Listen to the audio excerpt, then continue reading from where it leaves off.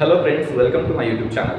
आज हम जिस टॉपिक का स्टडी करेंगे उसका नाम है बैंक एंड सिंपल इंटरेस्ट। आप में से बहुत से लोग कभी ना कभी बैंक गए, बट उसके रिलेटेड कुछ टर्म्स जो है आज हम उनको स्टडी कर लेते हैं। तो बैंक से रिलेटेड या सिंपल इंटरेस्ट से रिलेटेड सबसे पहले आता है प्रिंसिपल। प्रिंसिपल को यूजुअली पी सिंबल से बताते हैं। और प्रिंसिपल किसे कहा जाता है? आप बैंक में कुछ पैसे जमा करते हो या बैंक से कुछ पैसे कर्जे के तौर पर लेते हो, तो वो जो पैसे होते हैं उन्हें हम क्या कहते हैं? प्रिंसिपल कहते हैं। उसके बाद में सेकंड आता है रेट। रेट को यूजुअली आर से लिखा जाता है और रेट हमें परसेंटेज में दिया हुआ होता है। अभी रेट क्या होता है? अगर आप किसी बैंक में पैसे जमा कर रहे हो, जैसे आप फिक्स डिपॉजिट करते हो, एफडी करते हो, बैंक में पैसे जमा करते हो, तो बैंक क्या करती है? सपोज आपने 1 लाख रुपए जमा किए 1 साल के लिए और उस पर बैंक ने कुछ रेट दिया आपको, तो आपको 1 साल बाद सिर्फ 1 लाख रुपए मिलते हैं क्या? नहीं, तो उसके साथ में आपको कुछ बढ़े हुए पैसे भी मिलते हैं। वो बढ़े हुए पैसे कैसे, किस वजह से मिलते हैं आपको? इस रेट के कारण ही मिलते हैं। तो 1 लाख पे अगर 6%, 7%, 10% से जो भी पैसे बनते हैं तो वो आपके इंटरेस्ट में जोड़े जाते हैं। तो इस तरह से रेट होता है। उसके बाद में होता है टाइम। टाइम में एक इंपॉर्टेंट फैक्टर होता है। आप बैंक में कितने समय के लिए पैसे जमा कर रहे हो? 1 साल, 2 साल, या बैंक से अगर आप पैसे ले रहे हो तो कितने समय के लिए ले रहे हो? 1 साल के लिए, 2 साल के लिए। तो वो जो पीरियड होता है उसे हम टाइम यूजुअली डिनोट करते हैं। उसके बाद में होता है इंटरेस्ट। और आपको पता है जो भी बैंक है वो किसी को पैसे देती है, उस पर भी इंटरेस्ट लगाती है, उस पर भी। और अगर किसी से पैसे किसी बैंक में डिपॉजिट किए हुए होते पैसे, उस पर बैंक क्या देती है? आपको एक इंटरेस्ट देती है। तो इंटरेस्ट मतलब आपके प्रिंसिपल में कुछ पैसे ऐड होकर आपको मिलते हैं, तो उसे क्या कहा जाता है? उसे इंटरेस्ट। अब अमाउंट क्या होता है वो जान लेते हैं। अमाउंट मतलब अमाउंट जो होती है उसमें आपका प्रिंसिपल भी होता है और प्लस उसमें इंटरेस्ट भी होता है। अभी प्रिंसिपल और इंटरेस्ट मतलब क्या कि सपोज आपने बैंक में 20,000 रुपये जमा किए थे और 1 साल बाद आपको बैंक ने क्या किया? उसने कुछ इंटरेस्ट दिया 1,000 रुपये का। यानी जब आप बैंक में आप 1 साल बाद पैसे लेने जाओगे तो आपको 20,000 नहीं देगी बैंक, आपको कितने पैसे देगी? वो 21,000 रुपीज़ देगी। तो ये 21,000 जो है ना, ये आपकी अमाउंट है। क्यों?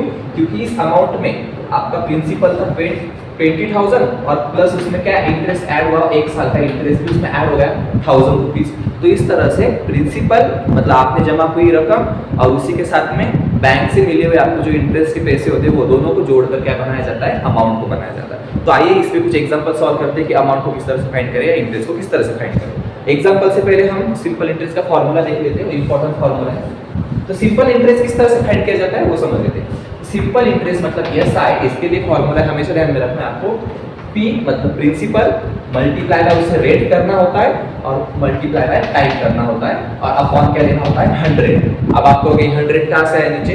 तो रेट जो होता है ना, रेट को परसेंट में दिया हुआ होता है और आपको सभी को पता है परसेंट का मतलब क्या होता है? डिनोमिनेटर 100 होता है। तो परसेंट का सिंबल ऐसे चला जाने की वजह से क्या आ जाता है? डिनोमिनेटर में 100 आ जाता है। तो ये R परसेंट में होने के कारण डिनोमिनेटर में आपका 100 होता है। तो इस फॉर्मूले से हम सिंपल इंटरेस्ट को फाइंड कर सकते हैं। और अमाउंट के लिए क्या फॉर्मूला यूज कर सकते हैं हम? अमाउंट फाइंड करने के लिए हमें A is equal to principal plus interest. तो यही दो लेसन पे यूजुअली आपके सामने क्वेश्चन दिया गया है। यहाँ पर देख सकते हैं Rahul deposit ₹1,500 in a bank. यहाँ पे डिपॉजिट वर्ड का यूज किया है, मतलब ये जो है आपकी ये क्या आपका प्रिंसिपल है। मैंने बताया था आपको डिपॉजिट या बोरो ऐसे कुछ वर्ड्स होते हैं तो वो प्रिंसिपल होता है हमारा। तो यहाँ पे सबसे पहले प्रिंसिपल लिख लेते हैं, गिवन लिख लेते हैं। प्रिंसिपल कितना है? 1,500 बराबर है in a bank at rate of 9 PCPA।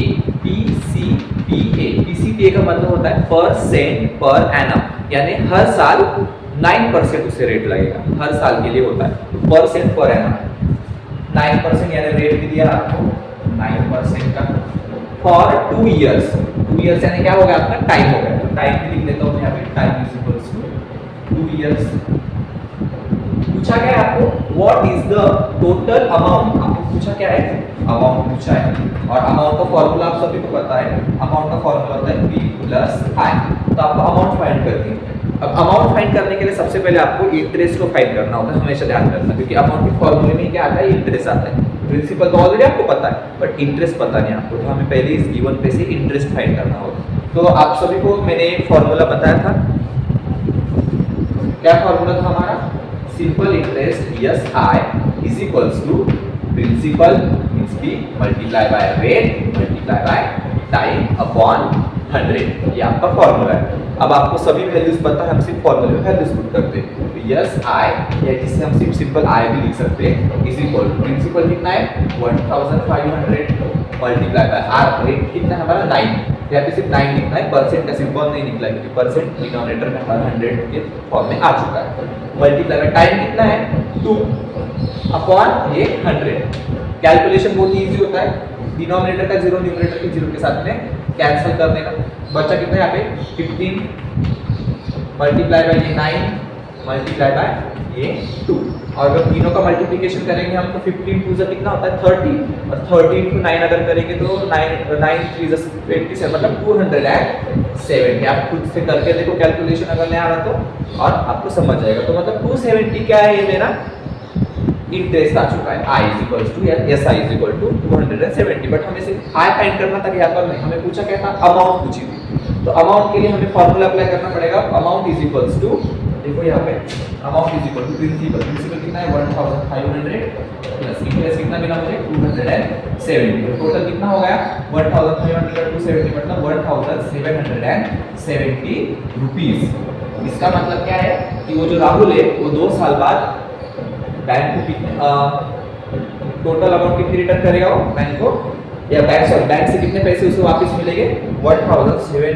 Now consider this example, Jethalal took a housing loan of 2,50,000 at 10% for 5 years। Jethalal ने क्या किया, हाउसिंग लोन लिया है, शायद गड़ा इलेक्ट्रॉनिक ठीक से नहीं चल रही जेठालाल की, इसलिए उसे हाउसिंग लोन लेना पड़ा है, बट जो कि तो 2,50,000 का लोन लिया यहाँ पर 10% के रेट से, तो फॉर 5 इयर्स के लिए लिया है। तो आपको क्या फाइंड करना है, what is the yearly interest पूछा है, ईयरली इंटरेस्ट पूछा आपको, एंड लास्ट में पूछा है फाइंड द टोटल अमाउंट।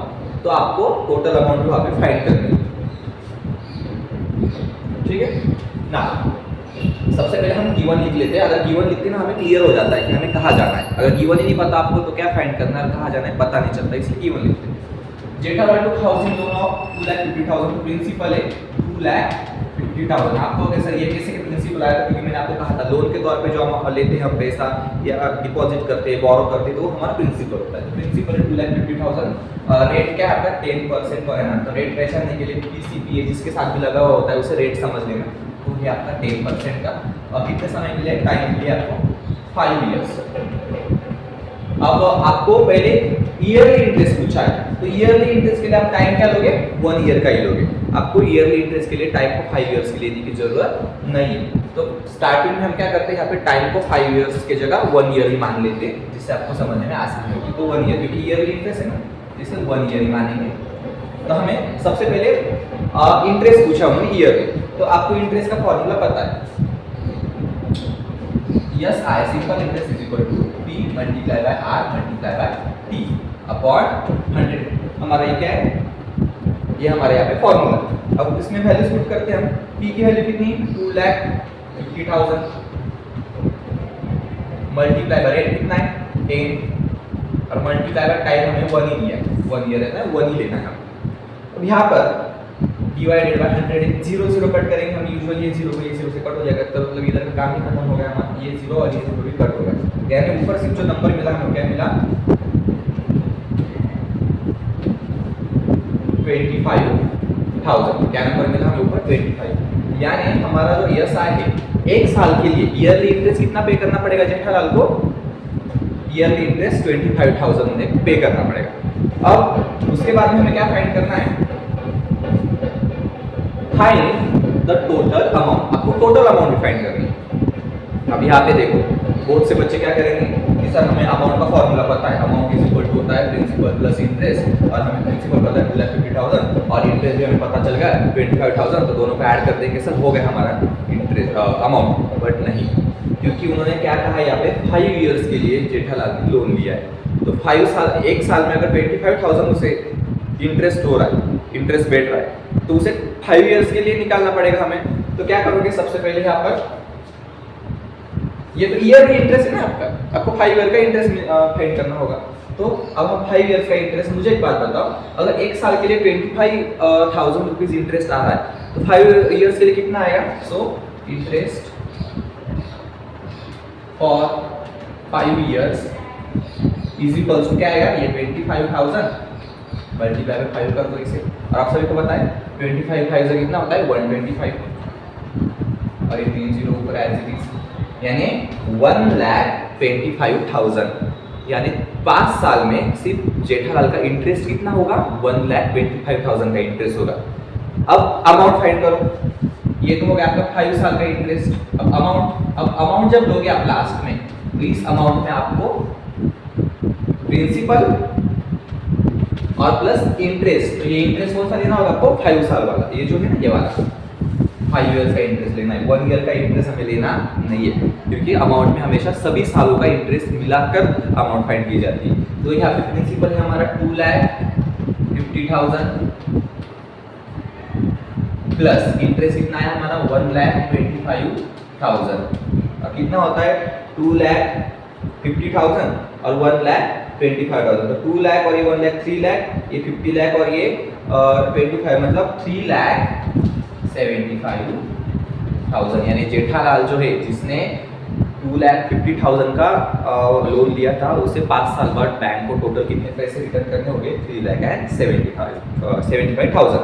तो मुझे लगता है कि आपको इस एग्जांपल से समझ में आ चुका होगा कि इंटरेस्ट और अमाउंट को किस तरह से फाइंड किया जाता है, और इससे रिलेटेड कुछ और एग्जांपल हम देखेंगे नेक्स्ट वीडियो में।